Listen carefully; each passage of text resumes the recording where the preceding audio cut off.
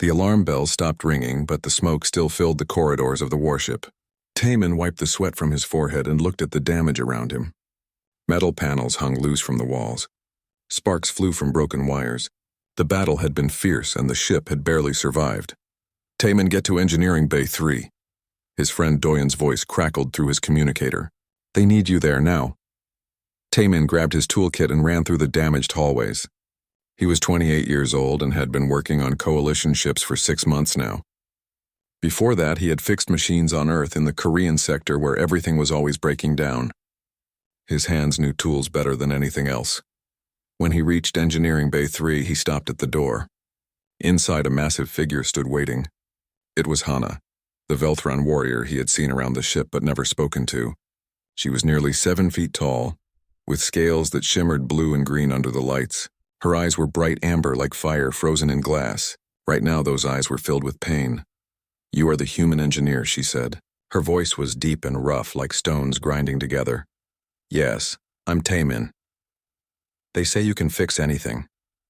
She moved slightly, and he heard the grinding sound of broken metal. Her armor, the massive suit that covered her chest and shoulders, had a huge crack running through it. Pieces of it sparked and hissed. Can you fix this? Taman walked closer and examined the damage. The armor wasn't just metal and circuits. He could see places where it connected directly to her skin, to her scales. Thin wires ran into her body. This wasn't just equipment. This was part of her. I can try, he said quietly. Hana's eyes narrowed. Trying is not good enough, human. Without my armor, I cannot fight. Without fighters, this ship will die when the Krovar return. When will they return? Soon, maybe hours. Maybe less. Taman set down his toolkit and opened it. Inside were tools from Earth. Tools the other coalition engineers said were too simple, too old-fashioned. But these tools had never failed him. I'll need you to sit down. This will take time. Hana didn't move. No one touches a Velthran's armor except the Velthran who wears it. This is our law. Then you'll die when the Krovar come back, Taman said simply. He wasn't trying to be rude. It was just the truth. Your choice. For a long moment, Hana stared at him. Then slowly she sat down on the metal bench. The bench groaned under her weight. If you damage it further, I will break every bone in your body. Fair enough, Taman said. He knelt in front of her and began examining the chest plate more carefully. The damage was worse than he thought. The armor had been hit by some kind of energy weapon. The blast had melted through 3 layers of the advanced metal. Beneath that, he could see the biological connections. The tiny tubes that fed into her body. Some of them were torn. Dark blue fluid leaked from them slowly. This is going to hurt, he warned. Everything hurts, human. Just work. Taman took a small scanner from his kit and ran it over the armor. The readings confused him. The armor wasn't built like anything he had seen before. It used technology that seemed to be alive somehow. The circuits pulsed like veins. The metal responded to temperature like skin. Your armor is connected to your nervous system, he said, more to himself than to her. Yes, it is part of me. When I think about moving, it moves. When I need strength, it gives me strength. It is the way of Velthran warriors. Taman nodded slowly. He had read about Velthron technology in the Coalition database, but reading was different from seeing. I need to disconnect some of these connections before I can repair the main damage. It will feel strange. Do what you must. He took a thin tool and carefully began disconnecting the biological links. As each one came free, Hana's body jerked slightly. Her jaw clenched. But she didn't make a sound. Taman worked as quickly as he could, his fingers steady despite the pressure. When the connections were free, he could finally access the damaged metal. He used a small welding torch to melt away the ruined sections. The smell of burning metal filled the air. Doyen appeared at the door, saw what was happening, and quickly left. Everyone knew Veltrons didn't like others watching their armor repairs. Why did you become an engineer? Hana asked suddenly. Taman didn't look up from his work. Because things break and someone has to fix them. That is all? That's enough, isn't it? He carefully shaped a new piece of metal to fit the gap. On Earth, before we joined the Coalition, everything was breaking. The water systems, the power grids, the buildings. Engineers were the most important people. We kept everyone alive. Hana was quiet for a moment. Earth was dying. Yes, that's why we joined the Coalition. We needed help. And now you help others. I fix what's broken. Taman tested the new metal piece. It fit perfectly. He began welding it into place, the bright light of the torch reflecting off Hana's scales. As he worked, he noticed something interesting. When his hands got close to her armor, close to where it connected to her body, the armor seemed to respond. The circuits glowed slightly brighter. The metal warmed under his touch. "That's strange," he muttered. "What is strange?" "Your armor is reacting to me. To my bioelectric field, I think." Hana leaned forward slightly, watching his hands work. Human bioelectric fields are different from other species. Stronger, more chaotic. The Coalition scientists have noted this. Is that bad for your armor? I do not know. No human has ever touched Velthran armor before. You are the first. Taman continued working, fascinated by the way the armor responded to him. It was almost like it was welcoming his touch, accepting the repairs more easily than it should. He reconnected the biological links one by one, and each time the connection seemed to seal better than before. Hours passed. Taman's back ached from kneeling. His eyes burned from the bright welding light. But he kept working. Outside the engineering bay, he could hear the crew running, shouting orders, preparing for the next attack. Finally, he reached the last connection on the chest plate. It was the deepest one, running directly over her heart. His hand shook slightly as he prepared to reconnect it. "Steady, human," Hana said quietly. He took a breath and made the final connection. The moment the link sealed, Hana's entire body went rigid. Her eyes widened. The armor blazed with light for a second, then settled into a steady glow. "What did you do?" she whispered. "I fixed it. Is something wrong?" Hana looked down at her chest plate, then at him. Her expression was unreadable. "It feels different, better, stronger." She stood up slowly, testing the armor's movement. It responded perfectly, flowing with her body like water. "The pain is gone." "Good. That means the repair worked." She took a few steps, then moved through a series of combat motions. The armor moved flawlessly. When she finished, she turned back to Taman. He was packing up his tools, ready to leave. "Wait," Hana said. He stopped and looked up at her. She moved closer, towering over him. Then she knelt down so they were at eye level. Her amber eyes studied his face carefully. "You did more than fix my armor, human. You improved it. I can feel it. The connections are stronger. The response time is faster." How Taman shrugged. "I don't know. I just fixed what was broken and tried to make it better. That's what engineers do." Hana reached out slowly and placed one large hand on his shoulder. Her touch was surprisingly gentle. "You have given me back my strength. This is a debt I cannot easily repay. No debt. I was just doing my job." "No," she said firmly. "This was more than a job. You risked touching sacred armor. You spent hours repairing what others would have declared beyond saving. She paused, searching for words. Then she leaned closer, her face inches from his. "Go on, human. Don't stop." "Stop what?" Taman asked, confused. "Fixing things. Helping. Being human." Her eyes held his. "The Coalition needs more people who don't stop even when things seem impossible." Before Taman could respond, the alarm bells started ringing again. Red lights flashed throughout the ship. A voice boomed over the speakers. "Krovar ships detected. All combat personnel to stations. This is not a drill." Hana stood immediately, her armor humming with power. She looked down at Taman one last time. "Stay alive, engineer. We will speak again after the battle." Then she was gone, running toward the combat deck with inhuman speed. Taman stood alone in the engineering bay, his tools in hand, wondering what had just happened. He had fixed armor before. He had repaired hundreds of machines. But something about this felt different. Something had changed between them in those hours of careful work. He didn't have time to think about it. The ship shook as the Krovar opened fire. Taman grabbed his kit and ran toward the main engineering section. There would be plenty more things to fix before this day was over. But as he ran, he couldn't stop thinking about Hana's words, or the way her armor had responded to his touch, or the strange feeling that he had just done something important, something that would change everything. The battle lasted 3 hours. The Krovar ships hammered the warship with everything they had, but somehow the shields held. Taman spent those 3 hours in the main engineering section, rerouting power, fixing burned circuits, and keeping the ship alive through pure determination and quick thinking. When the Krovar finally retreated, the ship was still floating, still fighting. Taman collapsed against a wall, exhausted. Around him, other engineers were doing the same. They had won but barely.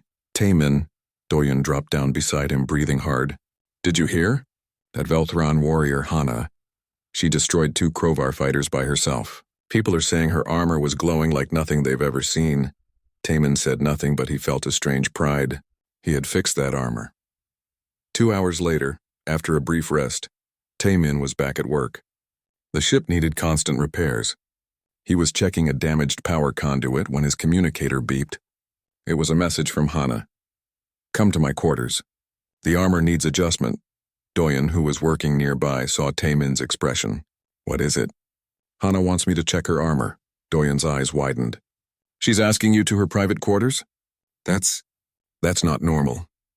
Velthrons never let anyone into their personal spaces. Maybe the armor is damaged again. Maybe, Doyen said slowly. Or maybe you should be careful.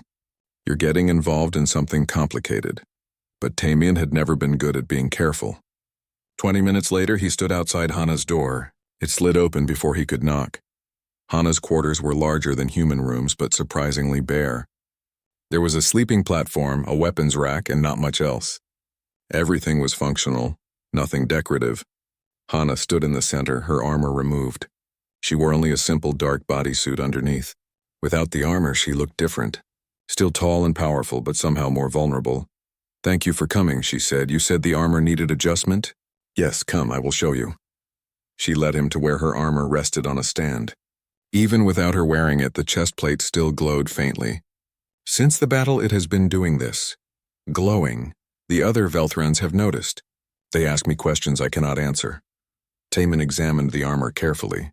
The glow was coming from the connections he had repaired. His modifications had somehow enhanced the entire system. It's working better than before. Your bioelectric field is flowing through it more efficiently. But why? What did you do that was different? Taemin thought about it. Coalition engineers follow strict rules about repairs. They replace broken parts with exact copies. They never modify or improve. But human engineers, we're different. We look at what's broken and ask, how can we make it better? I didn't just replace your damaged connections. I strengthened them. Hana sat down slowly on her sleeping platform. The Coalition has been repairing Velthron armor for 50 years. In all that time, no one improved it. A human does it in one day. Maybe no one else tried. Or maybe humans see things others cannot. She looked at him with those amber eyes. Sit, we should talk. Taemin sat down carefully, keeping distance between them. About what? About why my armor responds to you. About why the connections you made are stronger. About why I asked you here, she paused. You need to understand something about Velthrons. We are dying. Dying as a species. Once we were millions. Now we are thousands. Our homeworld was destroyed in a war centuries ago. We scattered across the galaxy, becoming mercenaries, soldiers, warriors for hire. The Coalition took us in, gave us purpose. But we continue to decline. Taemin listened quietly. He had known Velthrons were rare, but he hadn't known why. Our armor is more than protection, Hana continued. It is our identity. When a Velthron child comes of age, they bond with armor. The armor becomes part of them. But the knowledge of making new armor was lost when our world died. The Coalition provides us with replacements. But they are inferior, weaker. Every generation, our armor grows less powerful. The Coalition is keeping you dependent, Taemin said, understanding suddenly. Perhaps. Or perhaps they simply do not understand our technology. But you, human, you understood it immediately. Your repairs are better than anything Coalition engineers have done. I just fixed what was broken. No, you did more. Hana stood and walked to her armor. She ran her hand over the glowing chest plate. When you work on the armor, when you touch it, something happens. The armor responds to human bioelectric fields in a way it does not respond to anything else. This could be important. This could help my people. Taemin stood up as well. What are you asking me? I am asking you to study the armor. To understand it. To find out why humans can improve what others cannot. She turned to face him. I am asking you to help save my species. The weight of her words hung in the air. Taemin had come here thinking he would make a quick adjustment and leave. Instead, he was being asked to do something that could change the fate of an entire alien race. I'll need time, he said, and I'll need access to more Velthron armor to study. I can arrange this, but it must be secret. If the Coalition learns what we are doing, they may stop us. Why would they stop us? Hana's expression grew dark. Because helping Velthrons become stronger again changes the balance of power. The Coalition benefits from having us as loyal soldiers who depend on them for equipment. If we can maintain our own armor, improve it even, we become independent. Dangerous perhaps, Taman understood. Politics, it was always politics. Then we'll be careful. Over the next 2 days, Taman spent every free moment in Hana's quarters studying her armor. He took detailed scans, measurements, notes. He discovered that Velthran armor used a unique type of technology that combined biological and mechanical elements. It was designed to bond with Velthran nervous systems, creating a seamless connection between warrior and weapon. But the armor also had capabilities that weren't being used. It could store energy, amplify strength, even heal minor wounds. These features had degraded over time, but Taman found that with the right adjustments he could restore them. "This is incredible," he said one night, his eyes red from staring at screens. "Your armor is like nothing else in the galaxy. It's not just technology, it's art." Hana sat nearby watching him work. "My ancestors created it. They were the greatest engineers our species ever produced. All of them died when our world burned. I'm sorry. It was long ago, before I was born, but I carry their legacy in this armor." She touched the chest plate gently. "Every Velthron does." Taman saved his notes and turned to look at her. "Can I ask you something? Why do you fight? Why risk your life for the Coalition?" "Because I am a warrior. It is what I am. But there must be more than that." Hana was quiet for a long moment. Then she said, "When my world died, my people scattered. We became wanderers, mercenaries. Many forgot what it meant to be Velthron. They fought for money, for survival, nothing more. But some of us, we remember. We remember that once we were a great people. We remember that we built wonders. We remember that we were more than just soldiers. And fighting for the Coalition helps you remember. Fighting for the Coalition gives me purpose. It gives me a place to belong, even if that place is not truly home." She looked at him. "You understand this, I think. Earth was dying. Humanity joined the Coalition to survive. You are also wanderers now, looking for a place to belong." Taman nodded slowly. She was right. Humans had been desperate when they joined the Coalition. They had given up much of their independence in exchange for technology and protection. "We're more alike than I thought." "Yes, perhaps that is why your bioelectric field harmonizes with my armor. We are both survivors." Doyen appeared at the door suddenly, looking nervous. "Taman, we have a problem. Captain wants to see you, now." Taman stood quickly. "What's wrong?" "Someone reported that you've been spending time in Veltron quarters. They think you're breaking protocol, fraternizing with combat personnel." Doyen glanced at Hana. "The captain is not happy." Hana stood as well, her full height making the room feel smaller. "This is my fault." "I asked him here." "Doesn't matter whose fault it is," Doyen said. "What matters is that the captain thinks Taman is distracted from his duties. And there's more bad news. The ship's main drive is failing. We're stranded here until it's fixed. And the Krovar know where we are." Taman grabbed his toolkit. "How long until they return?" "Maybe a day, maybe less. Then we need to work fast." He looked at Hana. "Can you get me access to the main drive? I'll need every engineer we have." "I will speak to the captain," Hana said. "You fix the drive. I will handle the politics." But as Taman left with Doyen, he heard Hana call after him. "Human. Taman." He turned. She stood in her doorway, backlit by the glow of her armor. "Thank you. For seeing my people as more than just soldiers. For caring." He wanted to say something meaningful, something important. But all he could think to say was, "I'll fix the drive. I won't stop until it's done." She smiled then, a rare expression on her fierce face. "I know you will not stop. It is your nature." As Taman hurried toward the captain's office, his mind raced. He had come to this ship as a simple engineer. Now he was caught up in something much larger, a dying species, a political conspiracy, a connection with an alien warrior that he didn't fully understand but couldn't ignore. And somewhere out in the darkness, the Krovar were coming. The captain was a Thorian, a species that looked like walking trees with too many eyes. Captain Rail stood in his office, all 7 of his eyes focused on Taman at once. It was unsettling. "Engineer Taman," the captain said in his creaking voice, "you have been spending considerable time with warrior Hana. She needed her armor repaired, sir. That repair should have taken hours. You have been in her quarters for days." Taman met the captain's gaze. Complex repairs take time, sir. Or perhaps you are distracted. Perhaps human emotions are interfering with your duties. Captain Rail moved closer. The coalition depends on every crew member performing their function. Engineers engineer. Warriors fight. We do not mix. With respect, sir, if we don't mix, we don't learn from each other. And right now we need to learn fast because the Crover are coming back and our main drive is failing. Several of the captain's eyes narrowed. Watch your tone, engineer. Before Taman could respond, Hana entered the office without knocking. She was fully armored now and she dominated the room. Captain Rail, I requested Engineer Taman's assistance with my armor. If there are any protocol violations, they are mine alone. Warrior Hana, you exceed your authority. My authority is to protect this ship and its crew. Hana interrupted. Her voice was hard as metal. That is what I am doing.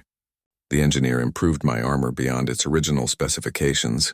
In the last battle, I was 40% more effective. If we are about to face the Crovar again, you want me at full strength. Captain Rail's branches rustled with agitation, but he couldn't argue with results. Very well. However, Engineer Taman, your primary focus must be the main drive. We are stranded without it. I'm aware, sir. I'm heading there now. Good. You have 18 hours. That is how long our projections give us before Crovar reinforcements arrive. The captain turned away, dismissing them both. Outside the office, Hana walked with Tai Min toward the engineering section. Thank you, he said quietly. We protect each other now, she replied simply. That is how allies work. In the main engineering section, chaos reigned. The massive drive core sat in the center of the room, dark and silent. It should have been glowing with power. Instead, it looked dead.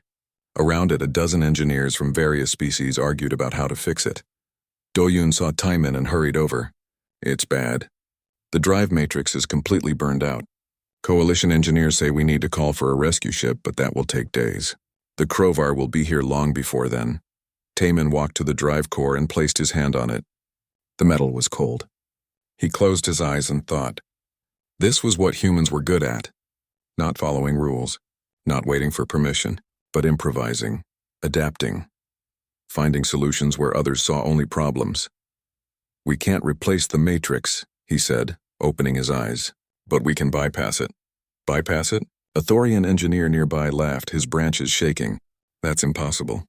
The drive requires the matrix to focus energy. Without it, the ship cannot jump to faster than light speed. We don't need to jump, Taman said. We just need enough power to get to the nearest safe harbor. That's what, 3 days of normal flight? Yes, but without the matrix, we use the auxiliary power cores. All of them. We link them together and run them through the armor charging stations. Taman was thinking out loud now, his mind racing. The armor stations are designed to handle high-energy transfers. If we modify them, turn them into makeshift matrices. That's insane, another engineer said. The power fluctuations would tear the ship apart. Not if we regulate the flow. We use the ship's artificial gravity generators to stabilize the energy streams. He looked around at the skeptical faces. Look, I know it sounds crazy, but I've done similar things on Earth. We were always jury-rigging systems to work in ways they weren't designed for. It's how we survived. Doyen stepped forward. I'm with you. Tell me what to do. Slowly, other human engineers joined them. They trusted Taemin because they understood the human way of thinking. But the alien engineers remained doubtful. Then Hana spoke. I have seen what this human can do. His repairs to my armor should have been impossible, yet they worked. Better than worked. They improved everything. She looked at each engineer in turn. We have 18 hours and no better options. I say we try the human's plan. Her support tipped the balance. The engineers reluctantly agreed to try. The next 16 hours were the hardest work Taemin had ever done. He and his team dismantled armor, charging stations, and rebuilt them into energy regulators. They rerouted power conduits. They modified the gravity generators to handle loads they were never meant to carry. It was messy, improvised, held together with hope and human stubbornness.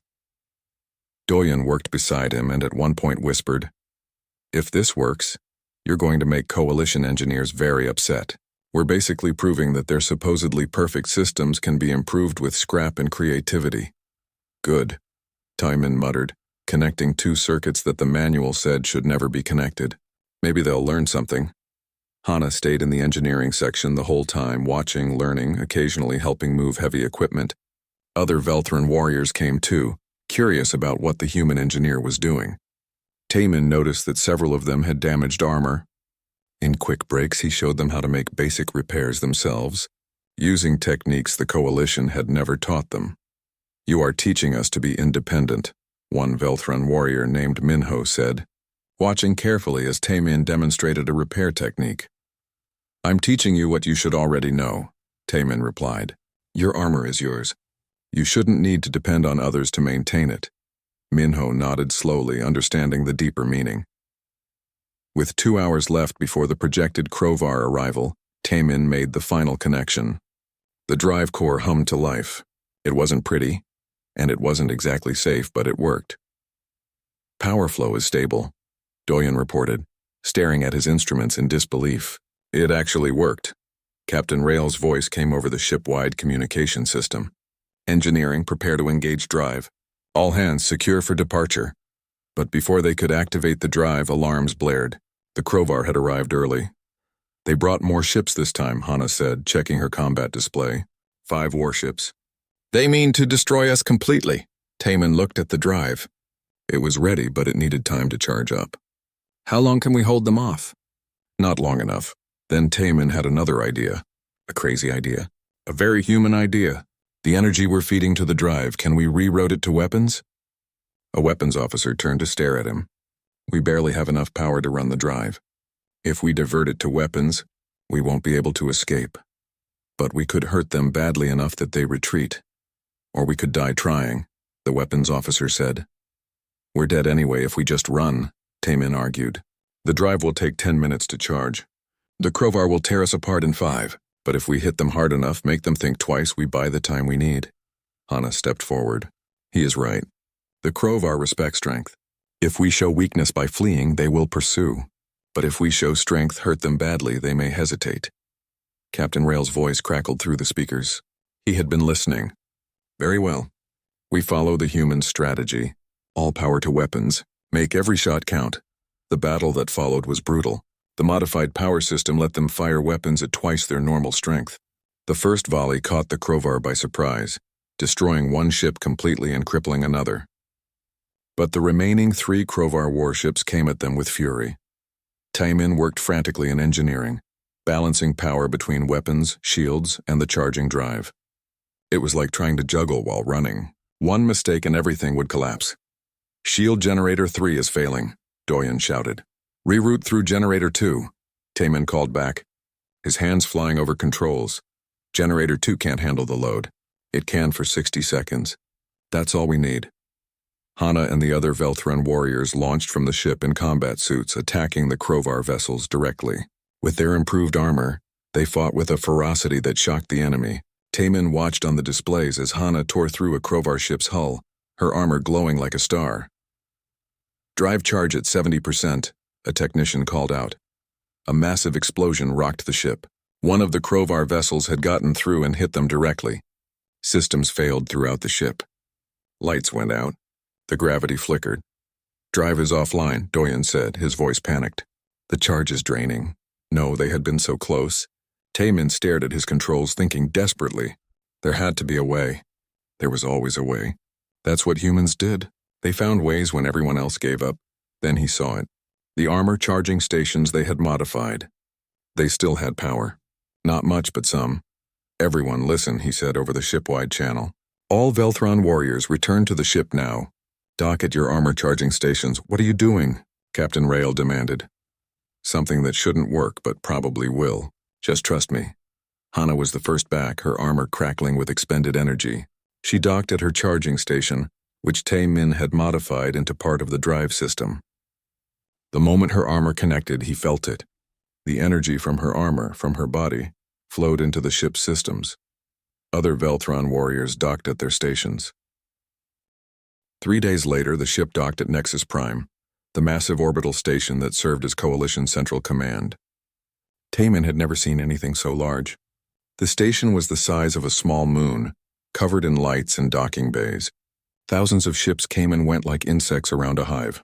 Impressive, is it not? Hana stood beside him at the viewing port. "This is the heart of Coalition power." "It's big," Taemin agreed. "But size isn't everything." She smiled slightly. spoken like a human. Captain Rail had summoned both of them to the bridge an hour earlier. The news was not good.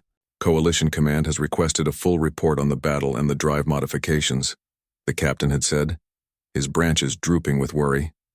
They are specifically interested in the armor enhancements and how the Velthrons powered the escape. That sounds like they're concerned, Doyen had muttered. They are concerned, Hana had replied. The Coalition does not like surprises. They especially do not like surprises that shift power balances. Now as they prepared to disembark, Taemin felt nervous for the first time since joining the Coalition.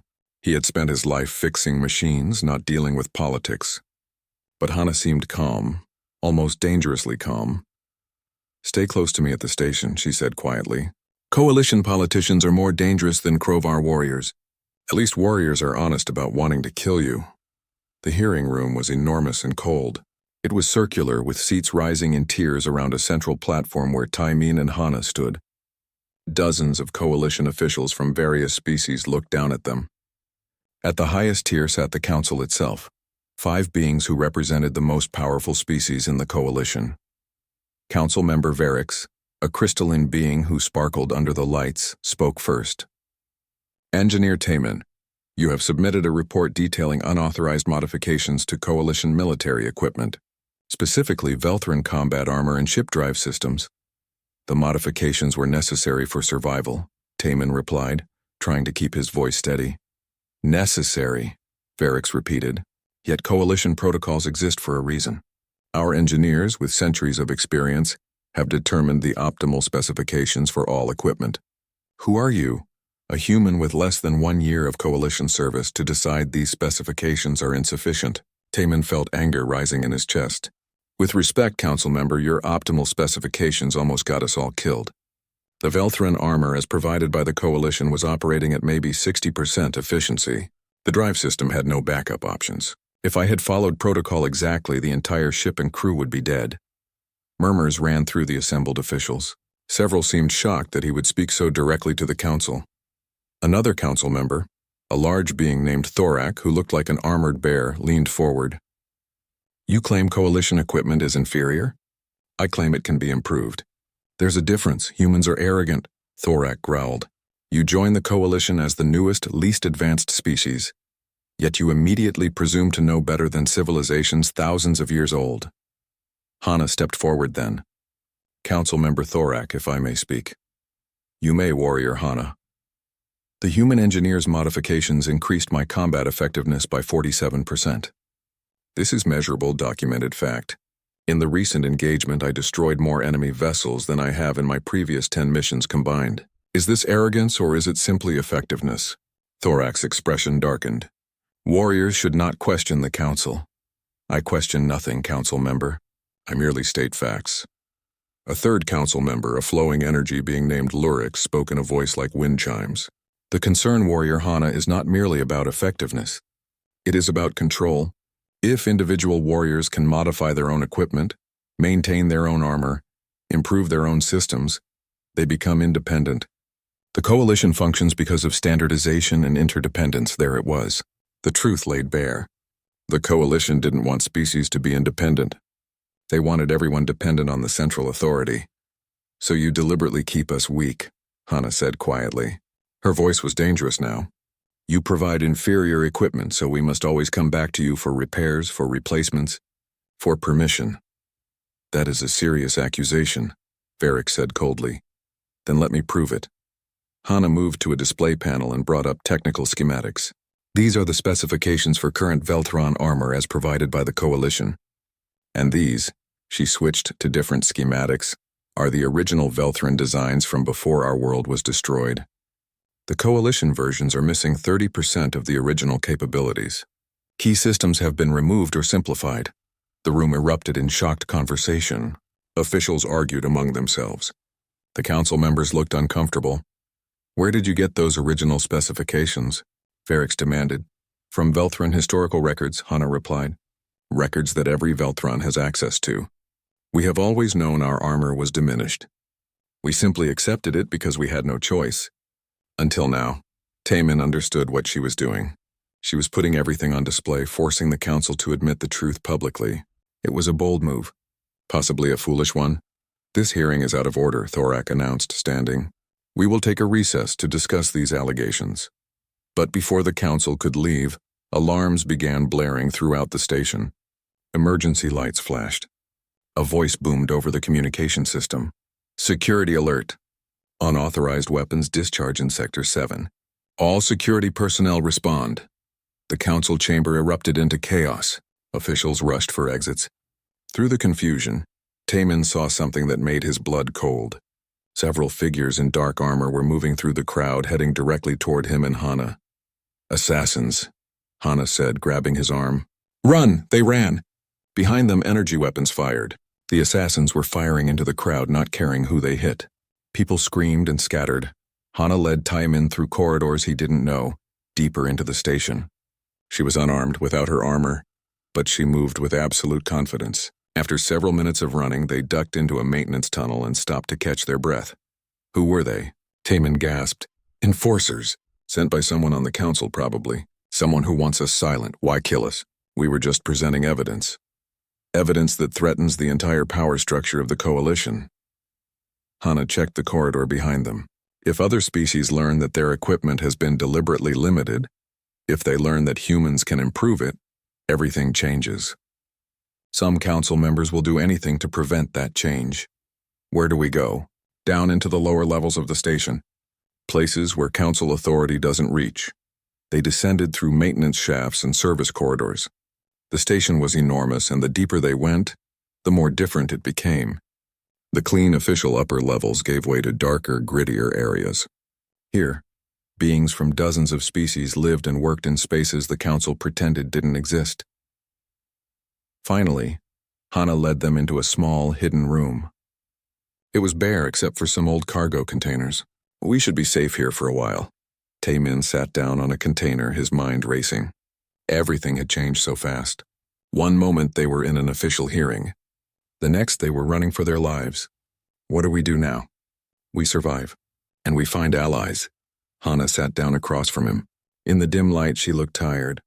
For the first time, Taemin saw her as something other than an invincible warrior. She was a person, carrying burdens he couldn't fully understand. Can I ask you something? He said. Yes. Before you said you were one of the last of your kind. What did you mean? Hana was quiet for a long moment. Then she began to speak. I am not just a Velthron warrior. I am of the royal bloodline. My ancestors ruled our world before it was destroyed. When our people scattered, most of the royal family died. I am the last direct heir. Taemin stared at her. Your royalty? I am the remnant of royalty. A princess without a kingdom, a leader without a people to lead. That is why I fight. What else can I do? I cannot rebuild our world. I cannot restore our civilization, but I can fight to keep the few remaining Veltrons alive. I can try to give them a future, even if I have none myself. The sadness in her voice broke something in Taemin's chest. He had thought of her as strong, unbreakable, but she was just like him, someone from a dying world, trying to make meaning from the pieces that remained. Earth was dying too, he said quietly. When I was young, we thought we would be the last generation. The water was running out. The air was poisoned in many places. People were giving up, saying humanity had no future. That's why I became an engineer. Because giving up felt wrong. Because someone had to keep trying to fix things even when it seemed hopeless. And did you fix Earth? No, not really. We slowed the dying, but we couldn't stop it. That's why we joined the coalition. We needed help. We traded our independence for survival. As my people did, Hana said. We are not so different, you and I. Both from worlds that could not save themselves. Both trying to make the best of what remains. They sat in silence for a while. Outside their hiding place, the station continued its endless activity. Somewhere above them, the council was deciding their fate. But in this moment, in this small hidden room, none of that mattered. Can I see? Taemin asked suddenly. See what? The next 72 hours changed the galaxy forever. It started with a single broadcast. Taemin and Doyen broke into a coalition communication relay hidden in the lower levels of Nexus Prime. It wasn't elegant. It wasn't sophisticated. It was human engineering at its finest, messy, improvised, held together with determination and a complete disregard for what the manual said was impossible. While Doyen worked on the technical aspects, Jiwon prepared her medical evidence. She had documented everything: the cellular degradation in Velthron tissue, the incompatibilities in Coalition-provided armor, the statistical analysis showing that Velthrons using the armor died younger than they should. It was damning evidence, and she had made sure it was airtight. Hana, meanwhile, had contacted every Velthron she could reach. Secret messages passed through networks the Coalition didn't monitor. By the time they were ready to broadcast, hundreds of Velthron warriors across the galaxy were watching, waiting ready to act. "We're in," Doyun announced, his fingers flying over the makeshift control panel he had built. "We have access to the main broadcast network. Every ship, every station, every major settlement in Coalition space will receive this." Taemin looked at Hana. "Are you ready?" She stood tall, her armor gleaming. Taemin had spent the last day making final modifications, improving it beyond anything the galaxy had seen before. She looked like a warrior from legend. "I am ready," the broadcast began. Hana's image appeared on screens across the galaxy. Her voice was strong and clear. "I am Hana of the Velthron royal bloodline. For centuries, my people have served the Coalition as warriors, as protectors, as loyal soldiers. We have bled for the Coalition. We have died for the Coalition. And in return, the Coalition has betrayed us." On screens across the galaxy, the evidence appeared. Technical specifications showing how Coalition armor was deliberately inferior. Medical data proving the slow poison of incompatible technology. Historical records showing how Velthron populations had declined not from battle losses, but from equipment that killed them slowly. "The Coalition has committed genocide against my people," Hana continued. "Not with weapons, but with neglect. Not with war, but with lies. They gave us armor that killed us, technology that weakened us, equipment that ensured we would always depend on them and never become strong enough to challenge them." Jiwon's face appeared on screen next, showing her medical analysis. She explained in clear, simple terms how the Coalition's actions had resulted in countless Velthron deaths. Her evidence was unquestionable. Then Taemin appeared. "But there is hope. Humans are new to the Coalition. We don't know all the rules. We don't follow all the protocols. And because of that, we saw what others missed. We can fix what the Coalition broke. We can give the Velthrons back their strength." The broadcast showed the technical specifications for the armor modifications. Every detail, every adjustment, everything needed to repair and improve Velthron armor. Taemin spoke directly to Velthron warriors across the galaxy. "You don't need to depend on the Coalition anymore. You can maintain your own armor. You can improve it. You can be strong again. This is your birthright. Take it back." Finally, Hana returned to the screen. "I call upon all Velthrons to demand justice. I call upon all Coalition species to question what has been done to them in the name of standardization and control. And I call upon the Council to answer for their crimes." The broadcast ended. For a moment, there was silence. Then the galaxy exploded. Within minutes, riots broke out on Nexus Prime. Velthron warriors confronted Coalition officials, demanding answers. Other species, seeing the evidence, began questioning their own equipment, their own treatment. Ships refused orders. Soldiers laid down weapons. The entire structure of Coalition authority began to crack. The Council responded with force. They sent security teams to arrest Taemin, Hana, and the others. But they were too late. Doyen had already transmitted the information to thousands of locations.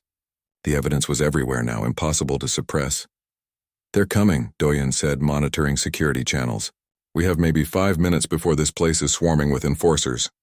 "Then we fight," Hana said simply. "Against an entire station of security forces?" Taemin asked. "We'll be killed, perhaps, but we will be killed having told the truth. That is better than living with lies."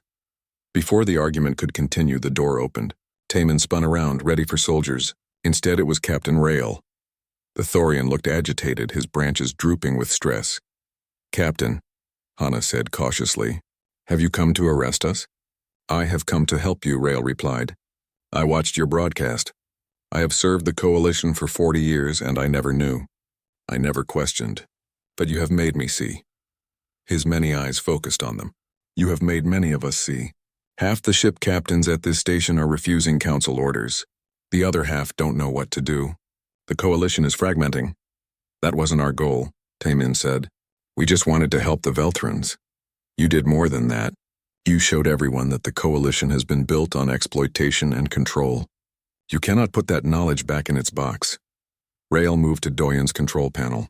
I have a ship in docking bay 47. It is fast and well armed. I suggest you reach it before the council decides to simply destroy this entire section of the station. You'd give us your ship? Hana asked. I am giving you a chance to finish what you started. The broadcast has created chaos, but chaos alone solves nothing. You need to organize the resistance to build something better from the ashes of what you have torn down. Rael looked at each of them in turn. That is the human way, is it not? To break things and then fix them better than before? Taman found himself smiling despite the danger. Yeah, that's pretty much it. They ran through the station's lower levels, heading for the docking bay. Behind them, they could hear explosions and weapon fire. The station was tearing itself apart as different factions fought for control. But ahead there was hope. Rael's ship waited, fueled and ready. They reached the docking bay to find it guarded by Velthran warriors. But these warriors weren't there to stop them. They were there to protect them. Minho, the warrior Taemin had taught basic repairs to, stepped forward. The broadcast reached us, Minho said. We have been modifying our armor using your specifications. Already we feel stronger, clearer, healthier. He and the other Veltrons knelt before Hana. Princess, we are ready to follow you. Command us. Hana looked at the warriors, then at Taemin. I am not the commander you need. I am a warrior, nothing more. But this human, he is an engineer. He fixes broken things, and right now the coalition is very broken. We should let him try to fix it. I'm not a leader, Taemin protested. Neither was I, Hana replied, but we do what we must. She turned to the Velthran warriors. Spread across the station. Protect those who cannot protect themselves. Stop the violence where you can. We will not build a better coalition on more blood and death. The warriors moved immediately, following her orders. Within minutes, the docking bay was empty except for Taemin, Hana, Doyen, Jiwon, and Captain Rael. Where will you go? Rael asked. To Earth, Taemin said suddenly. The decision came to him fully formed. The coalition needs to be rebuilt, but not from Nexus Prime. Not from the place where the old power structure exists. We need a neutral ground, and Earth is new enough, human enough that we can build something different there. The Council will never allow it, Rael warned. The Council is finished, Hana said. They just don't know it yet. Over the next weeks, Taemin's prediction proved true. The coalition fractured. Some species declared independence. Others demanded new leadership. The old council fled or resigned. In the chaos, something new began to emerge. Taemin found himself at the center of it, not because he wanted power, but because he had the trust of people from multiple species. He was the human engineer who had helped the Veltrans. He was the one who had exposed the truth. And most importantly, he was the one who kept asking, how do we fix this? The new coalition formed slowly. It was messier than the old one, less centralized, more argumentative, but it was also more honest. Species maintained their own technology. They shared knowledge freely. They worked together because they chose to, not because they had to. Earth became the meeting place, the neutral ground where the new coalition took shape. Taemin opened an engineering academy there, teaching humans and aliens together. The focus was on cooperation, on sharing techniques, on building things better than they had been before. Hana served as military advisor, but she spent more time at the academy than on ships. She taught combat, but she also taught Velthran history and culture to anyone who wanted to learn. Under her guidance, Velthran warriors became more than fighters. They became teachers, engineers, diplomats. 6 months after the broadcast, Taemin and Hana stood on Earth's surface looking up at the sky. Above them, ships from dozens of species came and went, bringing delegates to the new coalition headquarters. We did it, Taemin said quietly. We actually fixed it. Not fixed, Hana corrected. Improved. There is still much work to do. Much to build, much to heal. But we're moving forward. Yes. Forward. She placed her hand on his shoulder. The gesture had become familiar over the months. Her armor, which Taemin maintained and upgraded regularly,